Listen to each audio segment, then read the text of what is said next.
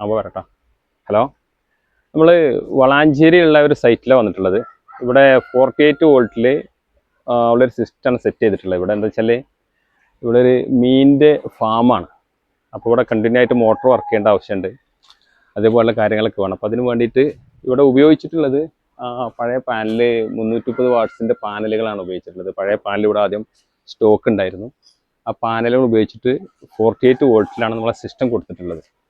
അതിൽ 160 എച്ചിൻ്റെ 4 ബാറ്ററി കൊടുത്തൊരു 48 വോൾട്ട് ആ രീതിയിലാണ്. ഇവിടെ കണ്ടിന്യൂ ആയിട്ട് അവർക്ക് മോട്ടോർ വർക്ക് ചെയ്യുന്നുണ്ട്. ഫിൽറ്ററിങ് മുടങ്ങാൻ പാടില്ല. അപ്പോൾ ഫിൽറ്ററിങ് നടക്കുന്നുണ്ട്. ഇപ്പോൾ എത്ര വാട്ട്സ് ലോഡ് എടുക്കുന്നുണ്ട് ഇപ്പോൾ ഞാൻ നോക്കിയിട്ട് പറയാം. നോക്കിയിട്ട് ചെക്ക് ചെയ്ത് കാണിച്ചു തരാം. ഇവിടെ 900 വാട്ട്സ് 1200 വാട്ട്സ് കണ്ടിന്യൂ ആയിട്ട് വർക്ക് ചെയ്തുകൊണ്ടിരിക്കുകയാണ്. രാത്രിയും പകലും വർക്ക് ചെയ്യേണ്ട ആവശ്യമുണ്ട്. ആ രീതിയിലാണ്. ഇതിൻ്റെ സിസ്റ്റം കാണിച്ചു തരാം ഉള്ളിൽ നിന്നിട്ട് എങ്ങനെയാണെന്നുള്ളത്. ഇപ്പോൾ മാറി വരും.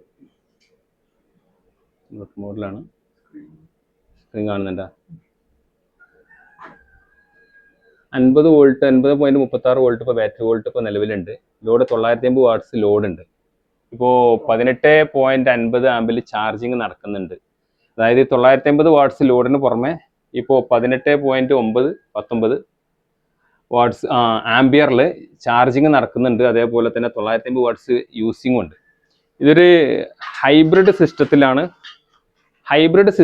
നമ്മളെ സിസ്റ്റം ഉള്ളത്. അതായത് ചാർജിങ്ങും യൂസേജും ഒരേ സമയത്ത് നടക്കും. ഇപ്പോൾ അതാണ് ഇവിടെ കാണുന്നത്. യൂസ് ചെയ്തുകൊണ്ടിരിക്കുന്ന സമയത്ത് തന്നെ സോളാർ ചാർജിങ് നടക്കുന്ന ഒരു ഹൈബ്രിഡ് സിസ്റ്റമാണ് ടെട്രാടെക്കിൻ്റെ സിസ്റ്റം ഉള്ളത്. അത് മാത്രമല്ല, നമ്മൾ IPCT സിസ്റ്റം ഓരോ പാനലിനും സെപ്പറേറ്റ് ആയിട്ടുള്ള ഒരു മൊഡ്യൂൾ കൊടുക്കാം, മൈക്രോ ഇൻവെർട്ടർ പോലെ. അതുകൊണ്ട് തന്നെ ഇപ്പോൾ അവിടെ നോക്കിയാൽ കാണാം, ഒരു ഭാഗത്ത് നിഴൽ വീണിട്ടുണ്ട്, തെങ്ങിൻ്റെ നിഴൽ വീണിട്ടുണ്ട്. ആണെങ്കിൽ തന്നെ പ്രശ്നമൊന്നുമില്ലാതെ മറ്റുള്ള പാനലിനെല്ലാം വേണ്ട രീതിയിൽ ചാർജിങ് നടക്കുന്നുണ്ട്. അതുകൊണ്ടാണ് എപ്പോഴും ഇങ്ങനെ ഈ സമയത്ത് ഇങ്ങനെ കാണുന്നത്. അപ്പുറത്ത് നിഴലുണ്ടെങ്കിൽ തന്നെ ഈ 19.5 ആംബിയറിൽ ചാർജിങ്ങും 950 വാട്ട്സ് ലോഡും കിട്ടാനുള്ള ഒരു കാരണം അതാണ്. ഇതൊന്ന് കാണിച്ചു തരാം ഇവിടെ നിഴയാന്നുള്ളത്. ഒരു ഭാഗത്ത് തെങ്ങിൻ്റെ നിഴൽ വരികയാണെങ്കിൽ തന്നെ മറ്റുള്ള ഭാഗങ്ങളിൽ എന്ത് ചെയ്യും, ചാർജിങ് നടക്കും. അതായത് മൈക്രോ ഇൻവെർട്ടറിൻ്റെ അതേ ഒരു ഗുണം IPCT സിസ്റ്റം നമുക്ക് നൽകുന്നുണ്ട്. അതിൻ്റെ ഒരു ഗുണമാണ് കിട്ടുന്നത്.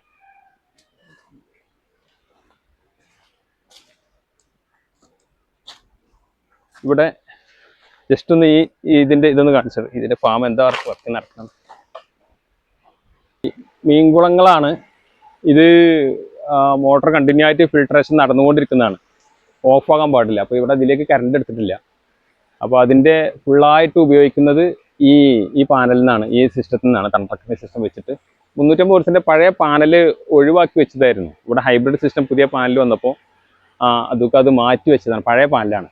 നമ്മൾ ആ പഴയ പാനൽ ഉപയോഗിച്ചിട്ടാണ് ഇപ്പോൾ ഇതെല്ലാം ചെയ്തിട്ടുള്ളത്. ഇവിടുന്ന് നോക്കിയാൽ നിങ്ങൾക്ക് കാണാം 330 വാട്ട്സിൻ്റെ പാനലാണ്. അത് തിരിച്ചായിട്ട് കാണിച്ചു കൊടുക്കാം.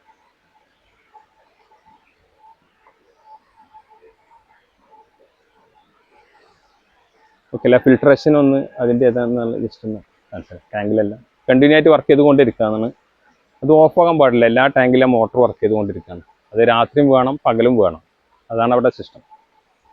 അക്വപോണിക് സിസ്റ്റം കൂടെയാണ് അതൊക്കെ സെറ്റ് ചെയ്തിട്ടുള്ളത്. മീനുകൾക്ക് ചേമ്പിൻ്റെ ഇല ഫുഡാണ്. അപ്പോൾ അതിലുള്ള കൃഷി അവിടെ നടക്കുന്നുണ്ട്. അതിൻ്റെ പുറമെ അതിലുള്ള ഫിൽട്രേഷൻ നടക്കുന്നുണ്ട്. 2 കൃഷിയും കൂടെ ഒന്നിച്ചാണ്. ഒരു മിക്സഡായിട്ടുള്ള കൃഷിയാണ് ഇവിടെ. ഏറ്റവും നല്ലൊരു കാഴ്ചയാണ്. Okay, thank you.